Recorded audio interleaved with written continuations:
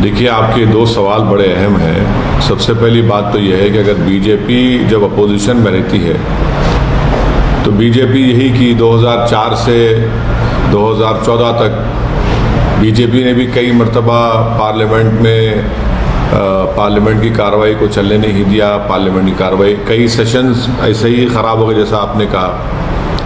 अब जब बीजेपी सत्ता में आई, अब दूसरे अपोजिशन तो है ही नहीं, तमाम अपोजिशन पार्टीज मिलकर इस सेशन में, पर्टिकुलरली सिर्फ इस सेशन में इस तरह का एक इम्पास पैदा हो गया। मसला क्यों खड़ा हुआ? मसला इसलिए खड़ा हुआ क्योंकि सरकार पेगासस के ऊपर डिबेट नहीं करवाना चाहती थी। अगर सरकार कहती चलिए हम डिबेट कराने तैयार है, उसमें बड़ी बात क्या है भाई? 300 आपके पास एमपी हैं, छुपाने की बात क्या है? आप डिबेट करवा देते। आप डिबेट नहीं करवाना चाह रहे थे, बल्कि आप अपने ब्रूट मेजॉरिटी से दिन में पूरे गवर्नमेंट के बिल्स को आपने पास करवा दिया। जब आप बिल्स को पास करवाते तो आप डिबेट क्यों नहीं करवाना चाहते? अगर आप डिबेट करवा देते तो देश देखता, मगर आप ना तो इतने अहम बिल्स हैं जिस पर अपोजिशन मेंबर्स अमेंडमेंट दिए बोलना चाह रहे थे, आपने दिन में उसको पास करवा दिया। दूसरी बात, बिल्स को आपने कहा कि सवाल ये पास हो गए। पिछले 7 साल में कितने बीजेपी ने पार्लियामेंट में बिल्स लाए और कितने वो डिपार्टमेंट की स्टैंडिंग कमेटी गए? कितने गए? नॉट, माने बिल्कुल बहुत कम। बीजेपी तो तैयारी नहीं है स्टैंडिंग कमेटी को बुझाने के लिए। आप स्टैंडिंग कमेटी को बुझाइए ना। कितने बिल्स गए स्टैंडिंग कमेटी को? भाई स्टैंडिंग कमेटी किस लिए है? आप रिफर ही नहीं करते, बस हम लाए उसको पास करो, बुलडोज करो। 370 का बिल, इतना बड़ा बिल, आपने अमेंडमेंट्स देने का टाइम नहीं दिया। आपने एक ही दिन में, मैं अमेंडमेंट्स उसके इंट्रोडक्शन के खिलाफ मैंने कहा, वोटिंग का डिमांड करा था, अलाउ नहीं किया बीजेपी ने। तो ये तो गवर्नमेंट को भी तो मैग्नानिमस होना चाहिए ना। यकीनन तकलीफ होती है अगर पार्लियामेंट नहीं चलता है। यकीनन बड़ी मायूसी होती है कि बहैसियत एक एमपी हम सरकार को एक्सपोज नहीं कर पाते। और हमारी जिम्मेदारी है जनता की तरफ से कि हम जाकर सरकार से सवालात करें, उनकी गलतियों को देश के सामने लेकर आए। मगर यहाँ पर सरकार ही खुद खुश है कि पार्लियामेंट नहीं चले। आप पार्लियामेंट क्यों नहीं चलाते? अच्छा, तीसरी बात, ओबीसी का एनसीबीसी का बिल आया, सब क्यों एक हो गए भाई? ये समझ में नहीं है हमको। सरकार अपोजिशन एक हो गए, क्यों एक हुए? क्योंकि चुनाव आ रहे हैं, सबसे बड़ी प्रदेश उत्तर प्रदेश के, वहां पर इनको दिखाना है। तो क्या दूसरे मुद्दे अहम नहीं है कि देश के लिए सिर्फ चुनाव अहम रहेगा? तो इससे तो जो अपोजिशन पार्टीज राजी हुए और जो सत्ता में बीजेपी राजी है, तो वो लोग एक्सपोज हो गए ना अपने आप को। एनसीबीसी का बिल आएगा तो पार्लियामेंट चलेगा, दूसरे मुद्दों पर नहीं चलेगा। ये क्या बात है जिसमें सरकार भी राजी होगी और अपोजिशन भी राजी होगी? ओबीसी का फायदा है ना सर, ओबीसी। वही तो हम कह रहे हैं। तो क्या आप हर चीज को क्या इलेक्शन के एंगल से देखेंगे? क्या देश का कंस्ट्रक्शन सिर्फ इलेक्शन से होता है? देश का कंस्ट्रक्शन हेल्थी डिबेट से नहीं होगा। देश का कंस्ट्रक्शन पार्लियामेंट में अपोजिशन के चुपते हुए सवालात से नहीं होगा। तो यही तो हम बता रहे हैं कि ये सरकार भी नहीं चाह रही थी पार्लियामेंट चले। अगर जब एनसीबीसी के बिल पर पार्लियामेंट चलती है, 30-35 से ज़्यादा एमपीज अपनी अपनी बात को रख सकते हैं रूलिंग पार्टी से और ट्रेजरी बेंचेस और अपोजिशन, तो फिर आपने डिबेट क्यों नहीं करवाया? यही तो इनकी हिपोक्रेसी है। और देश देखकर लोग हमको ताज्जुब, लोग हमसे सवाल करें कि इतने दिन नहीं चला, आज आप क्यों चला रहे हैं? आपने बता दिया जनता को कि पार्लियामेंट को आप इस्तेमाल कर रहे हैं सिर्फ चुनाव के लिए। आप पार्लियामेंट को इस्तेमाल, पार्लियामेंट का बुनियादी मकसद क्या है, आप उसी को हम भूल चुके हैं। और यकीनन ये बहुत ख़राब बात है कि पार्लियामेंट नहीं चला। पार्लियामेंट जब चलता है तो पार्लियामेंट चलाने के लिए टैक्स पेयर्स का मनी जाता है सर, एक मिनट की कीमत होती है। तो वैसे में ये नहीं चल रहा है तो कितना नुकसान होता है? क्या आपको भी तकलीफ होती है कि बात नहीं रख सकते? देखिए, पार्लियामेंट नहीं चलना ये हम पार्लियामेंटेरियंस के लिए, सबके लिए तकलीफदेह बात है। और बीजेपी के एक लेट बहुत बड़े लीडर थे जो आज दुनिया में नहीं है, उन्होंने कहा था कि पार्लियामेंट को चलाना सबसे बड़ी जिम्मेदारी सरकार की होती है। अगर प्रधानमंत्री पार्लियामेंट में आकर कह देते कि मैं तैयार हूँ पेगासस पर, चलिए बहस करते हैं, आइए बहस करते हैं। अगर प्रधानमंत्री आकर कह देते कि चलिए हम दोबारा फिर से फार्म लॉज पर आपकी क्या बात है बताइए, हम करते हैं। कई तरीके हैं ना डिबेट करवाने के, कई रूल्स हैं, कई तरीके से आप करा सकते। आप तो तैयार ही नहीं है। आप एक बीजेपी ये कह रही है कि बस हम जैसा चाहेंगे वैसा संसद चलेगा। संसद तो ना बीजेपी का है, ना असदुद्दीन ओवैसी का है, ना किसी और पार्टी का। संसद तो पूरे पार्टीज का है।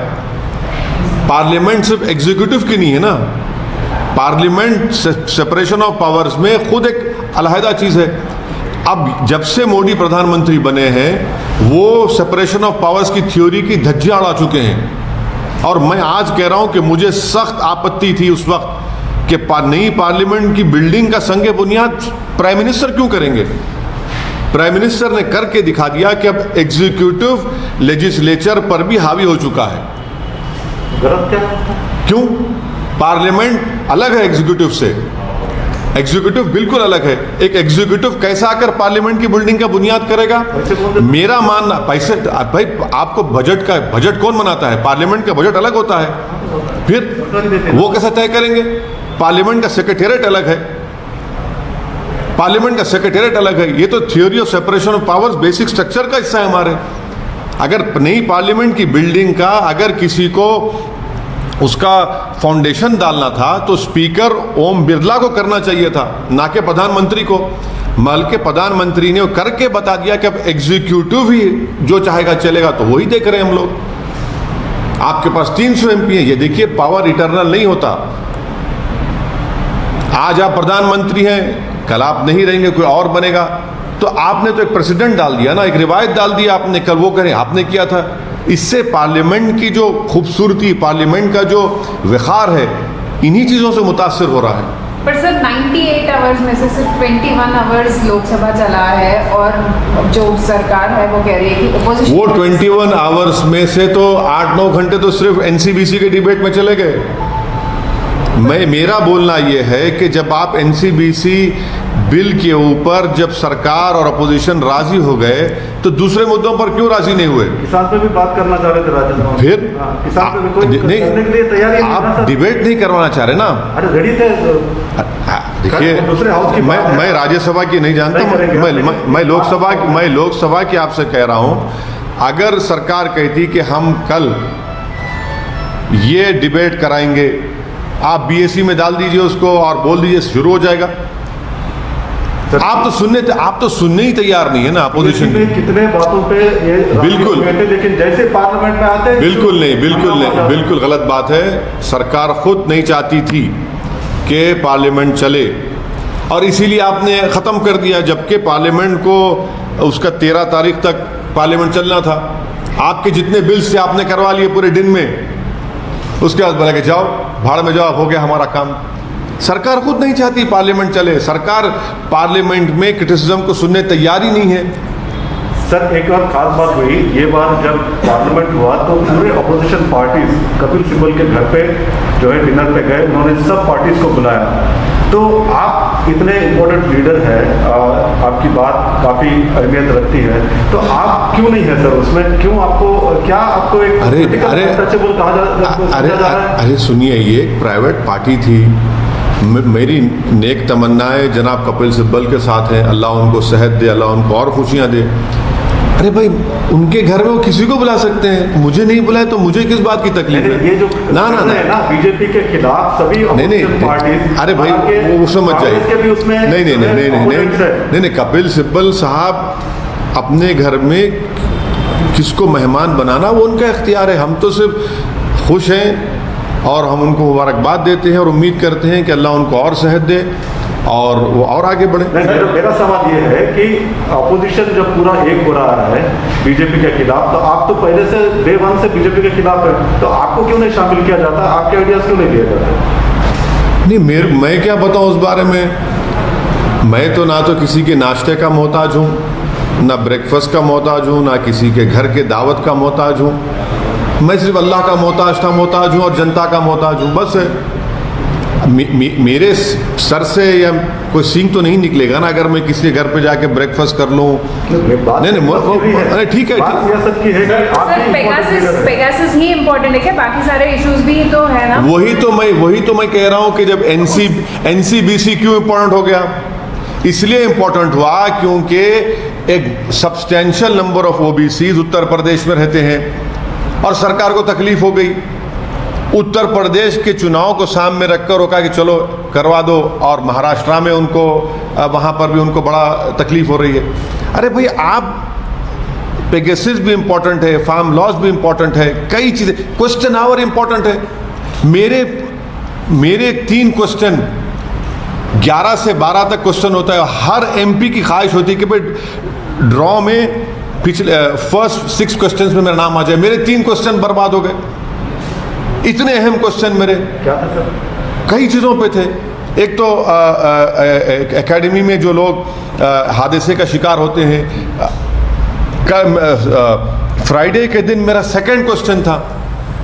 हर MP एक तलब था, यार अब पहले 6 क्वेश्चन हम नाम आ जाए हमारा। नहीं, एडजर्न मोशन छोड़िए, क्वेश्चन आवर चला गया। कितने क्वेश्चन आवर चले गए?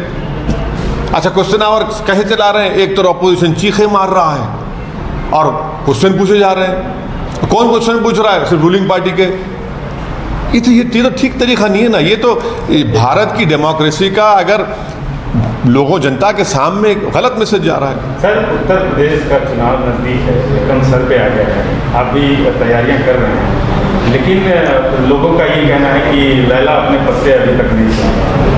कब तक अपने पत्ते खोलेंगे? कितनी? नहीं, देखिए, आप गलत कह रहे हैं।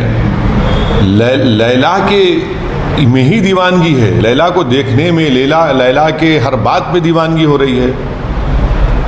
लैला के हर चीज पर दीवाने हो रहे हैं, तो पत्ते खोलने की क्या जरूरत है? लैला सबके सामने है। कितनी सीटें कुछ अभी तो कितनी सीटें? क्योंकि अरे कोई भी पॉलिटिकल पार्टी बशमूल हमारी ये इतनी जल्दी ये बात तो नहीं कहेगी। जब सही टाइम आएगा आपको बताएंगे।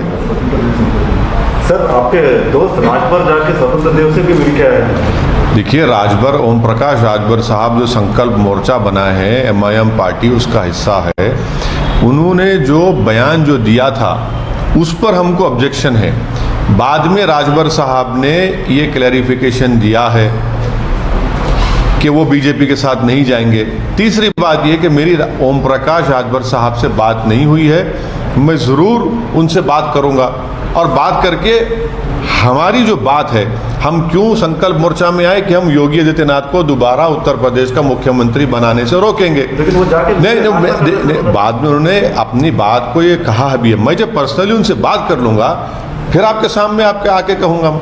सर, राज्यसभा में जो कल एक वीडियो जो वायरल हुआ है, उस पर आपका क्या कहना है? वो जो मिनिस्टर्स जिस तरह से फाइल्स उछाल रहे थे राज्यसभा में बेल में, उस पर आप मार्शल्स को मैंडल करे, ये वीडियो। देखिए, राज्यसभा का मैं मेंबर नहीं हूँ, मैं लोकसभा का मेंबर हूँ। लोकसभा में जो कुछ भी हुआ है वो तकलीफ़देह है, और मेरे मरहूम वालिद ने जब वो MP थे, इसी तरह का इम्पास और चल रहा था, गड़बड़ हो रही थी, तो उन्होंने एक शेर कहा था, किसी और शायर का था, मुझे याद नहीं आ रहा। हमारे मरहूम वालिद ने कहा था कि इखलाक का जलता हुआ घर देख रहा हूँ, इखलाक का जलता हुआ घर देख रहा हूँ, देखा नहीं जाता मगर देख रहा हूँ। सर, उत्तर प्रदेश में फिर से वही सवाल है, कितनी सीटें? कुछ तस्वीर नहीं, अभी इतनी जल्दी कैसे? हमारे प्रेसिडेंट जनाब शौकत साहब ने कहा कि हम 100 सीटों पर तैयारी कर रहे हैं और 100 सीटों पर हम चुनाव लड़ सकते हैं। लेटेस्ट न्यूज़ के लिए हमारे चैनल को सब्सक्राइब करें और नोटिफिकेशन सबसे पहले पाने के लिए बेल आइकन प्रेस करें।